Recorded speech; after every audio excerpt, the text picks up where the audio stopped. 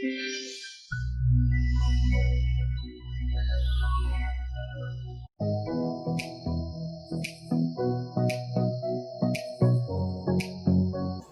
everyone!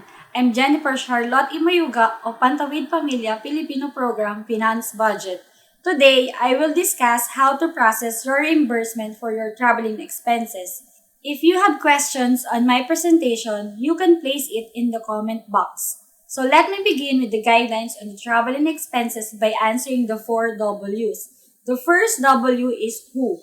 Who can claim traveling expenses? Of course, all employees can claim traveling expenses for the official travel that they had but in a reimbursable basis. The second W is what. What are the things to remember before and after your travel? First, the employee should secure first his or her approved travel order or special order before traveling. Second, certificate of appearance should be attached for every date of travel and should be in a chronological order. Third, only ordinary means of transportation is allowed. Hiring of vehicle is allowed only if there is a need and highly justifiable. However, justification letter must be attached. Fourth, all original tickets and receipt should be attached to the voucher in a chronological order. For those vehicles that do not issue tickets or receipt, certification of expenses not requiring receipt is required for the fare above 100 to 300 pesos, and for the fare beyond 300 pesos, reimbursement expense receipt should be attached to the voucher. 6. Always indicate the time of departure and arrival in the itinerary of travel. 7. Feedback report should always be attached in the reimbursement as a proof of your travel. And the last 2 W, when and where. When and where the employees can claim per diem.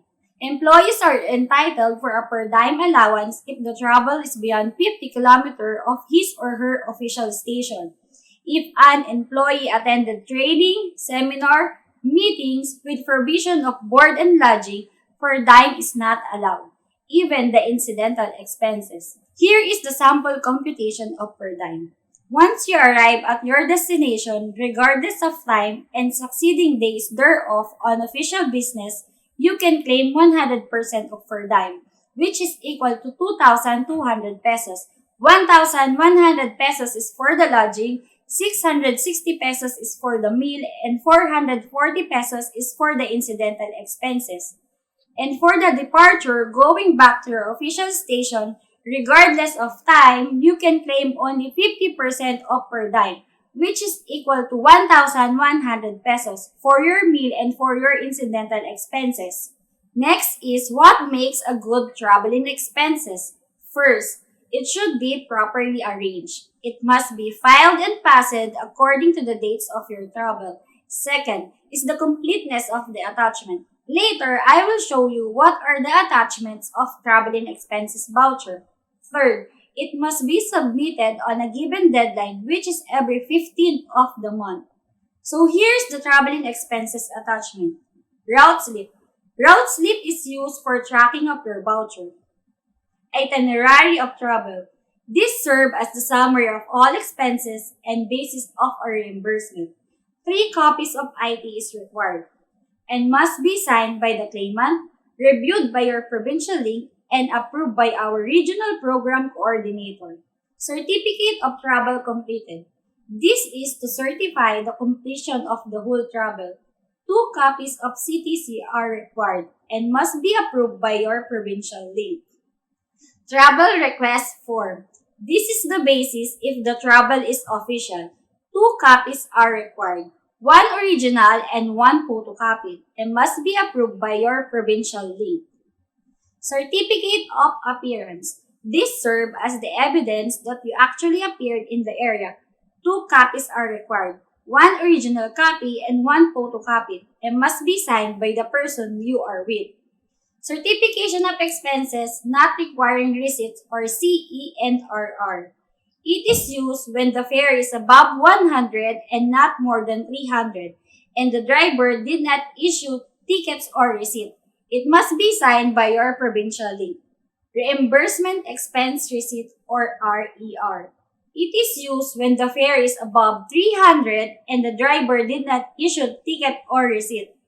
You must complete the data on the RER such as name, address, and signature of the driver and witness if any. Justification for hiring of motorcycle or vehicle. This serves as the basis if the hired motorcycle or vehicle is justifiable. It indicates the purpose and the reason, and it should be detailed and must be signed by your provincial lead. Prevailing rates or fare matrix. This is the basis for the actual fare incurred in the travel.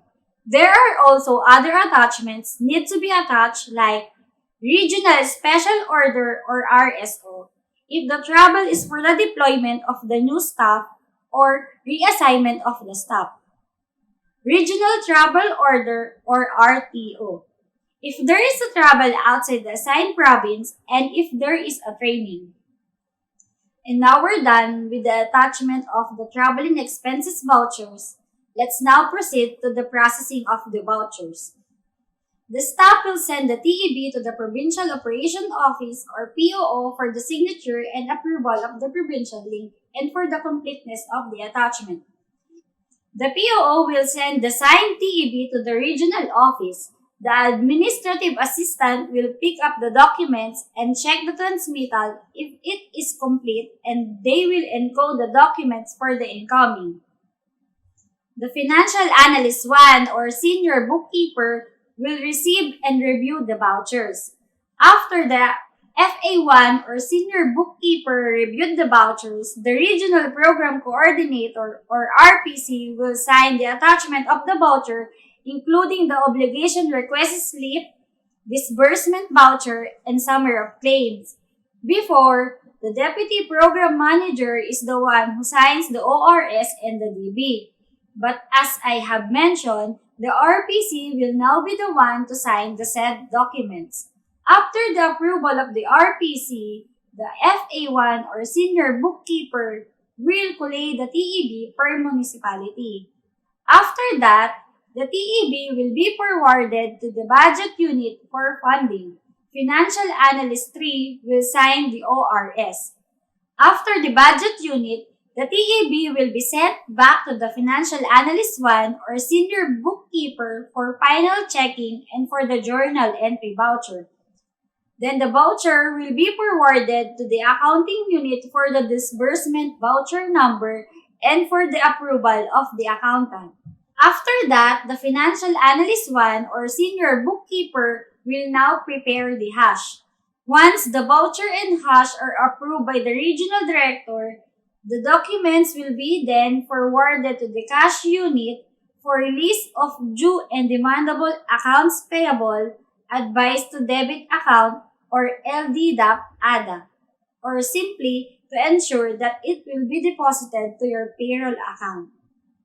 And that's how we process your reimbursement vouchers. I hope that I have helped you to be familiar on how your reimbursement are processed. We in the regional office are doing our best to ensure efficient facilitation of your traveling expenses. Again, I'm Jennifer Charlotte Imayuga of Pantawid Pamilya Filipino Program Finance Budget. Thank you very much. DSWD,